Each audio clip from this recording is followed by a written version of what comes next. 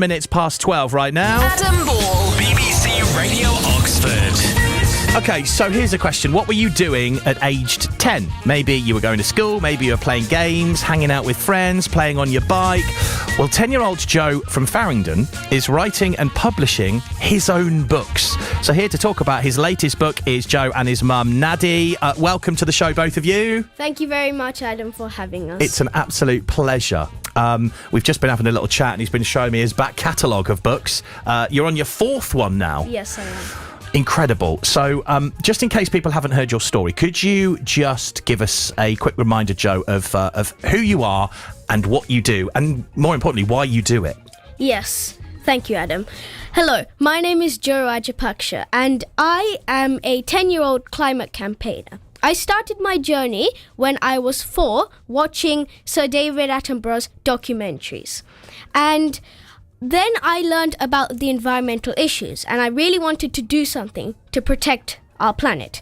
So I started my YouTube channel at the age of 6 in 2020 during lockdown.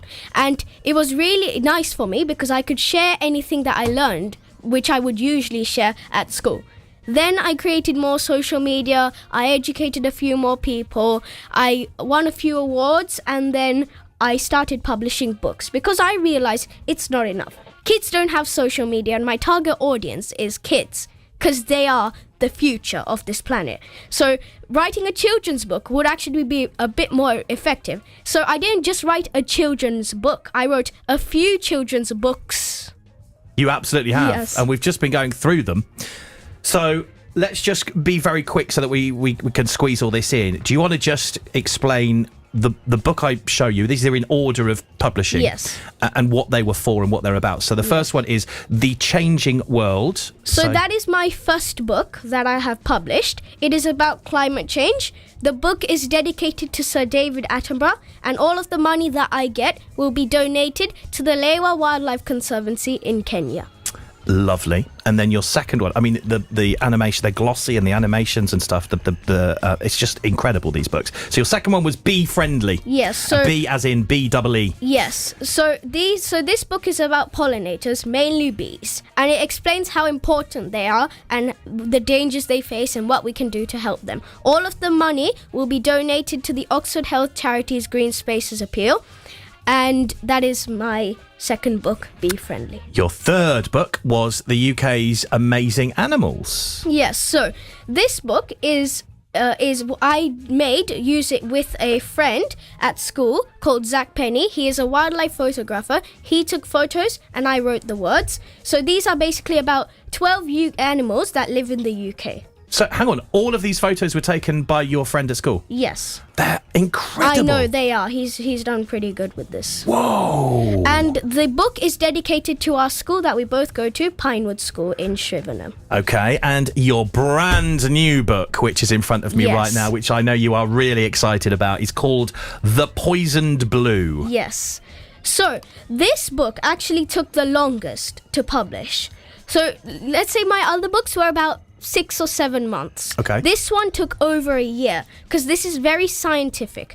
I started off with a story about microplastics, and then with the help of Professor Peter Jarvis from the Cranfield University where my mum works, he gave me a bit of guidance, and he told me that we still need more data to write what I wrote about microplastics. Yes, it is a big problem now in our oceans, and we still need a bit more time to gather data. So then I just wrote a book about plastic pollution in the ocean and a few other threats that our oceans face, such as ocean acidification, which is when either pollution or the heat of our planet makes the ocean's pH level go higher than 7, and then it's acidic and it's very hard for animals to live there.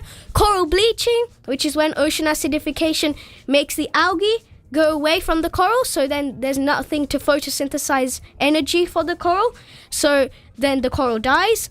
Or oil spillage. This is actually very close to the UK. The North Sea, for example, we have a lot of oil rigs because we rely on a lot of petrol, diesel and oil in this country. So but sometimes there can be malfunctions, so oil leaks, and then as we know, it's a really big issue, oil. Wow. Is all I can say to all of that. I mean, what an inspiring young man, very articulate, and I think the world is safe in your hands, if I'm quite honest with you, from your knowledge and your books. What are some of the biggest challenges that you have faced, though, writing these books? So one of the things that I would say is getting them, sometimes getting them illustrated can be a bit hard because you have to instruct the illustrator the details, every single little detail has to be good in this book, and then sometimes getting the margins to work on Amazon. By the way, all of my books are available on amazon.co.uk. Getting the margins to work, that can be kind of hard sometimes, and so then we need to format it. We formatted this new book more than 10 times. Wow. So it was really hard to get to make it look the way you want it to look. As a children's book.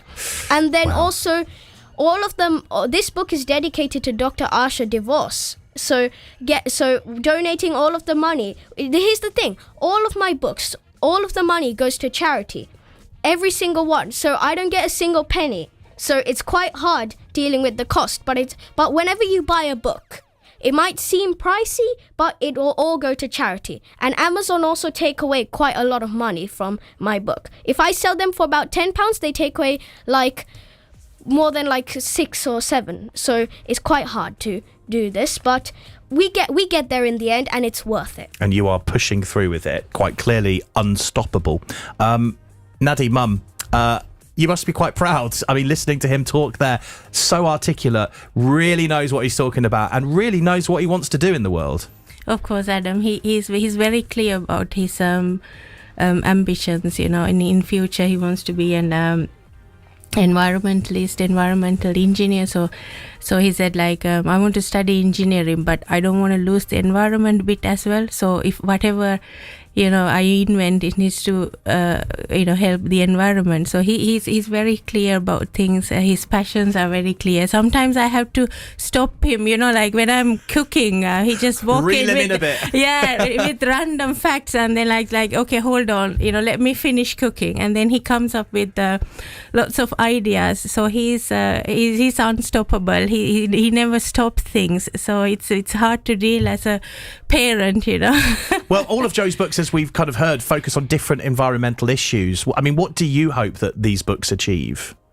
In terms of his passion, he wants to deliver a message, especially to the children, which is next generation, about the environmental issues, of course. So he's achieving that message on one side, and the other side is he wants to help these charities who are doing amazing work protecting the nature, and as well as it'll help him in his future.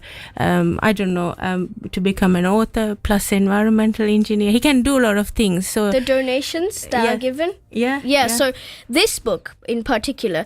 So I said this book is dedicated to Dr. Asha DeVos, didn't I? Yes, you have. Yes. So she is a marine conservationist in Sri Lanka, which is where my mum and my dad are from. She started Oceanswell, which is Sri Lanka's first marine conservation and research education organisation. You might remember in 2021, the Express Pearl ship. So it is a ship registered in Singapore. While it was in Sri Lanka's waters, it was carrying more than 40 of these toxic chemicals and a lot of these little plastic pellets, which are used to make everything plastic. There was a fire on board because of one of the chemicals. The ship sunk. All of those chemicals went into the ocean with the plastic. With the plastic pellets. Yes, that's what happened. And so then in the city of Negombo, there was a lot of cleanups, and along the coast there were so many beach cleanups. You could see these piles of bags filled up with these little plastic pellets. We don't know how long they're gonna last for.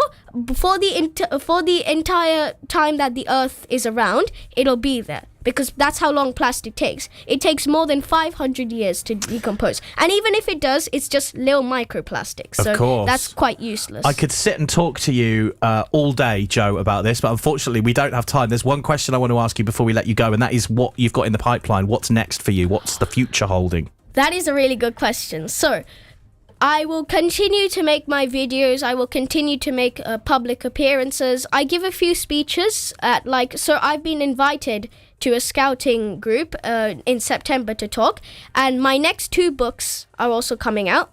One of them is about pine martens, which is going to be the pine martens are really rare to find in the UK, and they're very endangered, so writing that book would be really good.